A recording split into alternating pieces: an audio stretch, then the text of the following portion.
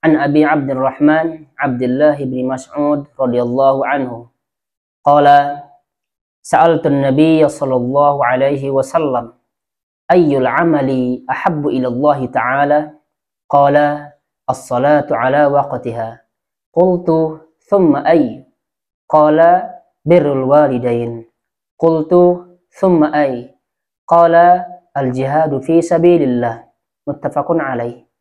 Dari Abu Abdurrahman Abdullah bin Mas'ud radhiyallahu anhu, dia berkata, aku bertanya kepada Nabi sallallahu alaihi wasallam, amal apakah yang paling disukai Allah Ta'ala? Beliau menjawab, salat pada waktunya. Aku bertanya lagi, kemudian apa lagi? Beliau menjawab, berbuat baik kepada kedua orang tua. Aku bertanya lagi, kata beliau, kemudian apa? Beliau menjawab, berjihad di jalan Allah. Muttafaqun alaih. Nah, saudaraku yang dirahmati Allah Subhanahu wa taala, berbakti kepada orang tua adalah amalan yang paling utama, bahkan merupakan hak yang kedua setelah Allah dan Rasulnya. Jadi sebagaimana disebutkan dalam Al-Quran, kita mengatakan saja tidak boleh kepada orang tua. Kita harus berbakti kepada mereka. Berbakti semampu kita. Makanya kalau misalkan kita ditanya apa itu berbakti, ya maka jawabannya adalah berbuat baik kepada mereka. Baik dengan ucapan, baik dengan tindakan, baik dalam perbuatan, ya, memberikan harta, lalu kemudian ya segalanya pokoknya, ya, kita berbuat baik kepada orang tua. Nah, makanya kalau kita masih punya orang tua, jangan disia-siakan.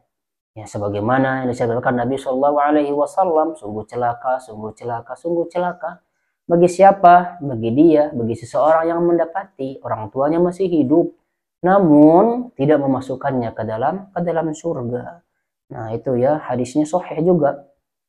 Lalu kemudian disabdakan oleh Nabi Shallallahu Alaihi Wasallam dalam riwayat yang lain, bunyi hadisnya, wa anhu radhiyallahu anhu, qala ja'a rajulun ila Rasulillah Shallallahu Alaihi Wasallam faqala, ya Rasulullah, man ahaqqun nasi bi husni sahabati? Qala ummuka. Qala thumma man? Qala ummuka. Qala thumma man? Qala ummuka. Qala thumma man? Qala abuka. Muttafaqun alaih. Riwayat yang lain disebutkan, ya Rasulullah, man ahaqqun nasi bi husni suhbah? Qala ummuka, thumma ummuka, thumma ummuka, thumma abaka, thumma adnaka. Dari Abu Hurairah radhiyallahu anhu, dia berkata, suatu ketika seorang laki-laki datang kepada Rasulullah sallallahu alaihi wasallam. Lalu dia bertanya, wahai Rasulullah, siapakah yang paling berhak aku perlakukan dengan baik? Rasulullah sallallahu alaihi wasallam menjawab, ibumu.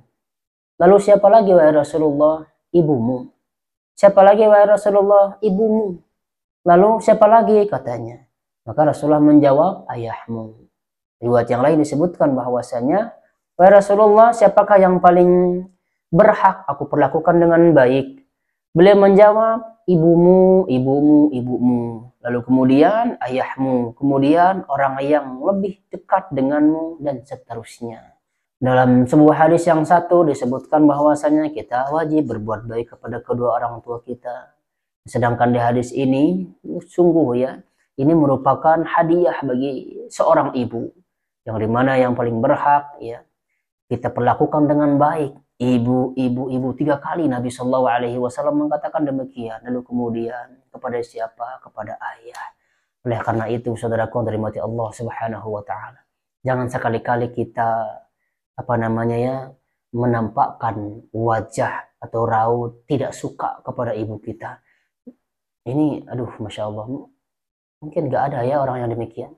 Jangan sekali-kali kita menampakkan raut kemarahan kita kepada orang tua, kekesalan kita kepada orang tua. Jangan. Lebih baik kita diam. Kalau kita ditanya, jawab dengan baik-baik. Ya, jangan membentak mereka. Jadi sekarang ini terkadang banyak ya, tidak sedikit orang yang dimana seorang anak dia dirawat oleh orang tuanya dari kecil sampai dia sukses. Nah, tatkala dia sukses seenaknya dia menyuruh orang tuanya. Berbicara juga terkadang ya lebih tinggi daripada nada orang tuanya. Memarahi orang tuanya, ya. Seenaknya doang ya kepada orang tua itu jangan. Nggak akan berkah kalau hal orang demikian. Hartamu nggak akan berkah kalau menyakiti hati orang tuamu, terlebih ibu. Nah, kehidupan kita, walaupun harta nanti banyak, anak-anak kita itu nggak akan berkah kalau kita menyakiti hati orang tua kita, lebih-lebih ibu ya. Apalagi ada seorang anak yang memutuskan tali silaturahimnya, bayangkan. Nah, lalu kemudian ada yang mengatakan, tapi orang tua saya itu jahat-jahat sekali Pak Ustadz. Hak-hak kita bagaimana dengan hak-hak kita? Ternyata hak kita tidak dipenuhi, pendidikan kita tidak terpenuhi ya, atau sandang pangan kita tidak terpenuhi. Maka kewajiban kita sebagai anak berbakti kepada orang tua. Sejahat-jahatnya orang tua, tetap itu adalah orang tua kita. Cukuplah orang tua kita ini melahirkan, itu sudah cukup. Jasanya itu sangat luar biasa melahirkan kita. Disebabkan kita dilahirkan oleh dia, ya, maka semua kenikmatan yang di dunia kita bisa rasakan, ya, baik itu pahit manisnya, asam garamnya dunia itu kita bisa rasakan. Disebabkan karena orang tua yang melahirkan kita. Ya. Begitu juga dengan kita sudah siap hidup lahir ke dunia ini. Lalu kenapa ketika kita sudah lahir, kita menyalahkan orang tua? Bisa jadi karena orang tua juga kan ujian bagi kita. Orang tua ini anaknya juga ujian bagi dia. Bisa jadi kita ya mempunyai orang tua yang sikapnya tidak sesuai dengan syariat, yang sikapnya misalkan di luar dari pikiran kita, di luar dari dugaan kita. Nah, bisa jadi itulah ujian bagi si anak ini. Maka kata Allah, ya, engkau dilahirkan ke dunia, maka ujianmu adalah orang tuamu. Bisa jadi seperti itu. Oleh karena kita sudah siap dengan ujian tersebut, kenapa kita mengeluh kepada Allah? Kenapa kita menyalah-nyalahkan orang tua kita? Bisa jadi ya kita menjadi sebab orang tua itu jadi insaf. Bisa jadi kita menjadi sebab orang tua itu akan menjadi lebih baik. Tidak mungkin ya batu saja yang keras bisa